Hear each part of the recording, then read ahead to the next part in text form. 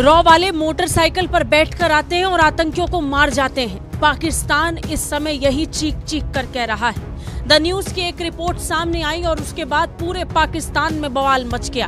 खबर आई कि हाफिज सईद का राइट हैंड अबू कताल मारा गया। अबू कताल भारत का मोस्ट वांटेड कहा जाता है। एनआईए की लिस्ट में अबू कताल का नाम भी शामिल है। कहते हैं कि दाऊद इब्राहिम कराची के अंदर मौजूद है। अगर तो दाऊद इब्राहिम कराची के अंदर मौजूद है तो भाई बेशक आप उसको दें, वो जाके बेशक मुंबई में जाके उसको उल्टा लटका दें। हमें इससे क्या मतलब है। दूसरा उनका हाफिज सईद वाला है, उनके मुताबिक वो एक इंटरनेशनली सर्टिफाइड टेररिस्ट है। 26/11 में वो कहते हैं मुलविस है। अगर उसका हिसाब किताब वो बराबर करना चाहते हैं तो वहाँ से मामला आगे बेहतरी की तरफ जा सकती है। ये पाकिस्तान जो है ये कितनी देर ये चीजें होती रहेंगी, ये है सवाल। और पाकिस्तान कब तक ये सुनता रहेगा, करता रहेगा, और हम देखते रहेंगे। हाफिज सईद का जो बांजा है, लोग बोल रहे हैं कि ये उसका बांजा नहीं है, ये उसका राइट हैंड है, लेकिन जो नजदीकी खबरें हैं वो ये बता रही है कि ये उसका बांजा है जो आज मारा गया है, जिसकी जो इंडिया के अंदर बहुत सारी दहशतगर्दियों में उसका हाथ था, वो आज मारा गया। इंडिया की जो डीप स्टेट है ना, ये मैं आज कहने पे मजबूर हो गई कि पाकिस्तान में जो है बड़ी स्मार्टली काम कर रही है। इंडिया की डीप स्टेट को ये अंदाजा हो चुका है कि पाकिस्तान में जो है किस तरह से चीजों को ऑपरेट करना है। हम बात कर रहे हैं अबू कताल सिंधी की, जिनको गन डाउन किया। भारत शायद अमेरिका को ये बावर कराना चाहता है कि चाइना को कंटेन करने के लिए we are the best and strongest candidate, not Pakistan. शायद ये भी एक ग्रुप की तरफ से मैंने ये पॉइंट भी सुना है। पता नहीं इसमें कितनी तकवीयत है, किस तरह है, लेकिन अफगानिस्तान की एक तो चले ये बात है। दूसरा, तालिबान ने हालते जंग का जो है ऐलान कर दिया है। अभी भी पता नहीं क्या कल को क्या होगा। हम तो हर वक्त ही एक डर और खौफ के माहौल में बैठे कि अब न जाने क्या खबर आएगी और क्या कहाँ पर बम धमाका होगा और क्या बनेगा। तो ये परेशानी पूरे पाकिस्तानियों को है, पाकिस्तानी जो एजेंसीज हैं उनको भी है, सारे परेशान हैं, लेकिन कोई हल नजर नहीं आ। कुछ साल पहले हम लोग कहते थे कि हाँ जी ये जो सुसाइड बॉम्बर्स हैं या इस किस्म के जो अटैक्स हैं वो काफी हद तक कंट्रोल हो गए थे, लेकिन एक बार फिर पाकिस्तान में ये चीजें बढ़ती हुई दिखाई दे रही है। यही दोस्तों मैं विजय और आप देख रहे हैं इस रिएक्शन। तो दोस्तों इस वक्त पूरे पाकिस्तान में दहशत का माहौल फैला हुआ है। जिस तरह पाकिस्तान में एक के बाद एक हमले हो रहे हैं दोस्तों, आपको पता ही है बलूचिस्तान में बीएलए ने अपना मोर्चा खोल के रखा है, तो वही खैबर पख्तूनख्वा में टीटीपी ने अपना मोर्चा खोला हुआ है और अब साथ में तीसरा मोर्चा भी खोल चुका है और वो है अननोन गनमैन का। आपको पता है पिछले कुछ दिनों से पाकिस्तान में अननोन गनमैन जो है उन्होंने कई सारे लोगों को टपका दिया था। खास बात यह है कि ये सारे के सारे लोग जो थे दोस्तों वो भारत की मोस्ट वांटेड आतंकी लिस्ट में इनका नाम शामिल था। और अब ये खबर सामने आई है कि हाफिज सईद का जो राइट हैंड है अबू कताल, उसको भी इन्होंने जहन्नुम पहुंचा दिया है। और साथ में ये भी कहा जा रहा है कि उस वक्त हाफिज सईद भी वहां पे मौजूद था, वो भी इसमें घायल हुआ है, मगर उसके बारे में ज्यादा डिटेल सामने नहीं आई है। मगर ये जो इसको टपका दिया है, अब इसके बाद पाकिस्तानी मीडिया का इसके ऊपर क्या रिएक्शन है यही आज की इस वीडियो में देखेंगे। तो चलिए करते वीडियो को शुरू। मगर वीडियो शुरू करने से पहले जो भी व्यूअर्स हमारे चैनल पे पहली बार आए हैं उनसे रिक्वेस्ट करूंगा प्लीज हमारे चैनल को सब्सक्राइब कीजिए, वीडियो को लाइक और शेयर जरूर कीजिए। तो चलिए करते हैं वीडियो शुरू। उनका सबसे बड़ा मसला ये है कि वो कहते हैं कि दाऊद इब्राहिम कराची के अंदर मौजूद है। अगर तो दाऊद इब्राहिम कराची के अंदर मौजूद है तो भाई बेशक आप उसको दें, वो जाके बेशक मुंबई में जाके उसको उल्टा लटका दें। हमें इससे क्या मतलब है। अगर कोई हमारे लोगों को कत्ल करेगा तो हम भी उसको लाहौर में उल्टा लटकाएंगे। ठीक हो गया, ठीक है। एक तो ये स्टांस हो गया। दूसरा उनका हाफिज सईद वाला है, उनके मुताबिक वो एक इंटरनेशनली सर्टिफाइड टेररिस्ट है। 26/11 में वो कहते हैं मुलविस है। अगर उसका हिसाब किताब वो बराबर करना चाहते हैं तो वहां से मामला आगे बेहतरी की तरफ जा सकते हैं। वो वाला मसला हल किया जाए। उसके बाद तीसरा बड़ा मसला क्रॉस बॉर्डर टेररिज्म होती है, जिसकी वजह से मसले खराब होते हैं। अब ये तीन बड़े बड़े मसले। अब हाफिज सईद से मुझे याद आया कि अभी रिसेंटली कुछ अर्सा पहले उन्होंने एक ऑपरेशन लॉन्च किया था अलविदा के नाम से।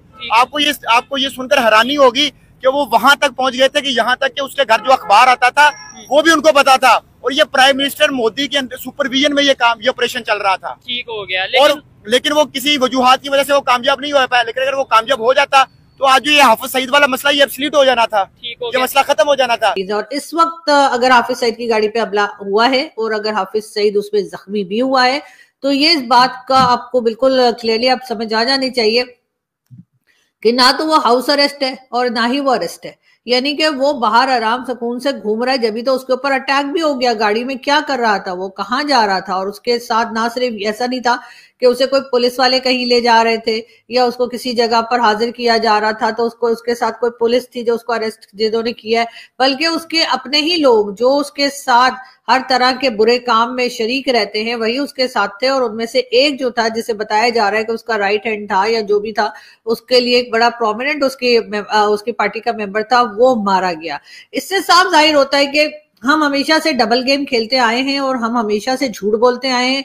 वरना हाफिज सईद अगर अरेस्ट था और हाफिज सईद जेल में था या हाउस अरेस्ट था तो हाफिज सईद घर के बाहर क्या कर रहा था, वो बाहर कैसे चला गया। लेकिन अभी मैं इनसे पूछूंगा कि पाकिस्तान का कौन सा दुश्मन कंट्री है, कौन सा मुल्क है जो पाकिस्तान का दुश्मन है, तो देखते हैं ये क्या जवाब देते हैं। कौन सा कंट्री है, कौन सा मुल्क है जो पाकिस्तान का दुश्मन है? इंडिया।